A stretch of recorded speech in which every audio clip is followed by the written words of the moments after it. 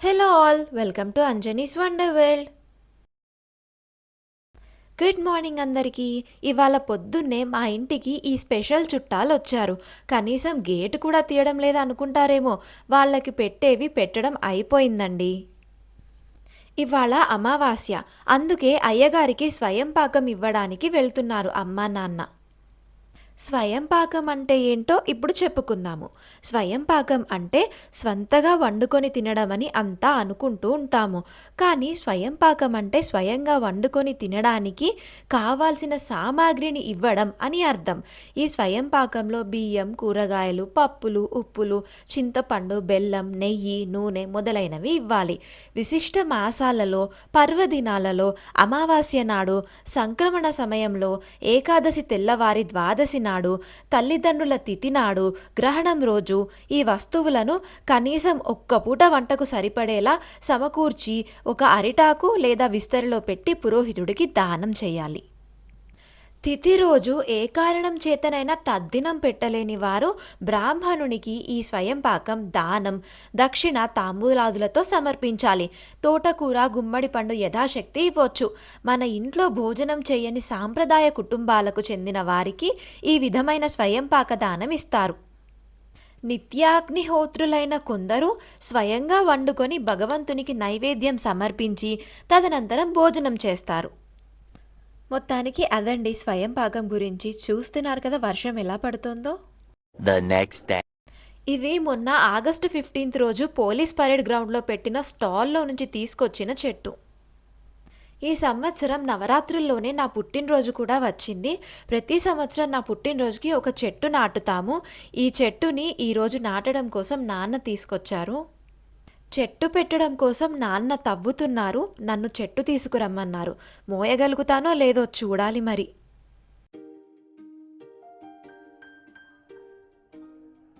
పర్లేదు, తీసుకొచ్చి ఇవ్వగలిగాను. అసలు ఈ సంవత్సరం ఎండాకాలం ఉన్నట్టే లేదు. 2025 మొత్తం వర్షాకాలం లాగానే ఉంది. నాన్న చెట్టు పెడుతున్నారు. ఈ లోపల పూజ కోసం పువ్వులు కోద్దామని వచ్చాను. ఈసారి నవరాత్రులకి మాత్రం నాకు పూజకి కావాల్సినన్ని పువ్వులు పూసాయి. ఈసారి నవరాత్రులు ఎలా జరిగాయో, నైవేద్యంగా ఏం పెట్టామో షార్ట్ వీడియోస్లో డీటెయిల్డ్గా పోస్ట్ చేశాను. మీరు చూసే ఉంటారు. చూడకపోతే కింద డిస్క్రిప్షన్లో లింక్స్ ఇచ్చాను, చూడండి. ఇంట్లో పూజ పూర్తి చేసి గుడికి బయలుదేరాము.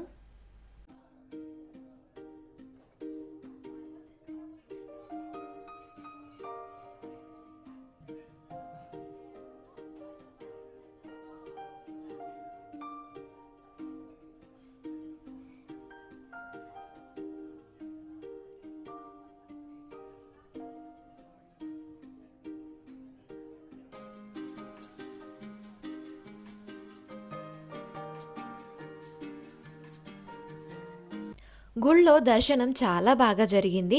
ఆవులకి అరటిపళ్ళు పెడదామని వచ్చాము. 2-3 రోజుల నుంచి వర్షం పడుతూనే ఉంది. అందుకని ఆవులని ఇవ్వాలే విప్పారట. మా చేతిలో ఉన్న వాటిని చూసి అక్కడున్న ఆవులన్నీ మినీ అటాకే చేశాయి. కొన్ని సామాన్లు తీసుకుందామని గుడి నుంచి మాల్కి వచ్చాము. మాల్లోకి ఎంటర్ అవ్వగానే పెద్ద బతుకమ్మని పెట్టారు. చేసింది ఆర్టిఫిషియల్ ఫ్లవర్స్తోనే అయినా చూడ్డానికి చాలా బాగుంది. కూరగాయలు ఏమున్నాయో చూద్దామని వచ్చాను. మిరపకాయలు భలే ఉన్నాయి, పెద్ద పెద్దగా. మీకు కూడా చూపిద్దామని ఈ క్లిప్ షూట్ చేశాను.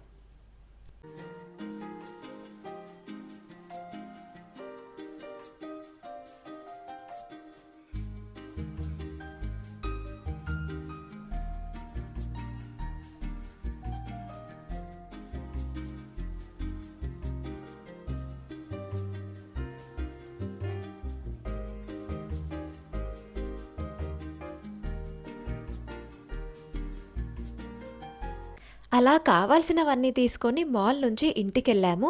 ఆ తర్వాత నేనేమీ షూట్ చేయలేదు. 6 hours later. సాయంత్రము అమ్మవారి మండపాలు చూద్దామని, మీకు కూడా చూపిద్దామని బయలుదేరాము. ఇలా ఇంట్లో నుంచి స్టార్ట్ అవ్వగానే అలా మబ్బు పట్టింది, చూస్తున్నారు కదా. మొత్తానికి ఇలా మల్టిపుల్ డేస్లో నేను చూపించగలిగినన్ని మండపాలు మీకు చూపించాను. ఇంతకీ మీరు ఆ వీడియో చూసారా? ఒకవేళ చూడకపోతే ఆ వీడియో లింక్ కింద డిస్క్రిప్షన్ బాక్స్లో ఇచ్చాను, క్లిక్ చేసి వెళ్ళి చూడండి. The next day. Next day మళ్ళీ మార్కెట్ సైడ్ వచ్చాను. నిజామాబాద్లో ట్రాఫిక్ రిస్ట్రిక్షన్స్ చాలా పెరిగిపోయాయి. నిజామాబాద్లో ఉన్న వాళ్ళకైతే ఎక్స్పీరియన్స్ అయ్యే ఉంటుంది. అమ్మ గుమ్మడికాయ మొన్ననే తీసుకొచ్చింది.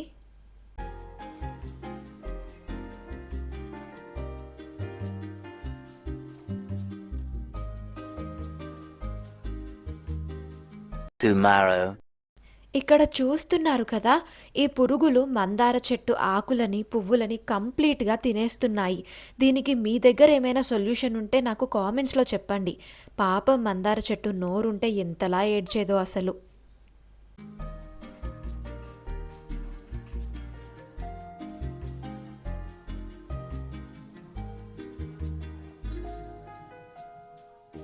మందార చెట్టునే కాదు, ఈ పువ్వులని కూడా తినేస్తున్నాయి ఈ పురుగులు. అమ్మ ఇక్కడ క్యాబేజ్ పకోడీ చేస్తోంది. క్యాబేజ్ ఇలా చిన్న చిన్నగా కట్ చేసి ఇందులో పసుపు, వాము, జీలకర్ర, ఉప్పు వేసి మొత్తం కలిసేంత వరకు కలపాలి. తర్వాత ఇందులో కరివేపాకు కూడా వేసి కలపాలి.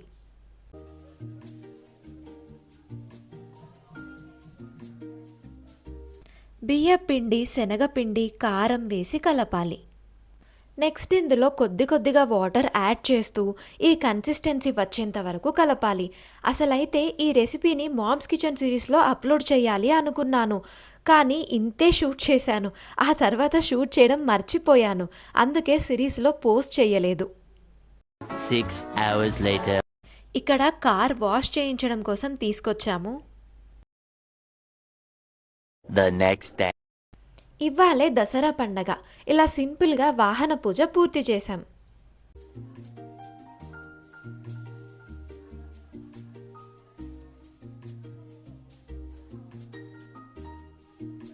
శమీ శమయతే పాపం శమీ శత్రు వినాశిని అర్జునస్య ధనుర్ధారి రామస్య ప్రియదర్శిని అని ఇంట్లో ఉన్న జమ్మి చెట్టుకే ఇలా పూజ చేశాము.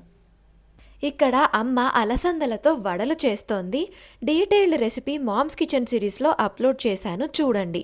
మొత్తానికి ఈ సంవత్సరం మా ఇంట్లో దసరా నవరాత్రులు ఇలా గడిచాయి.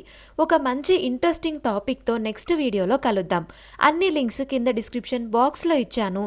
Thank you for watching the video. Do like, share and subscribe.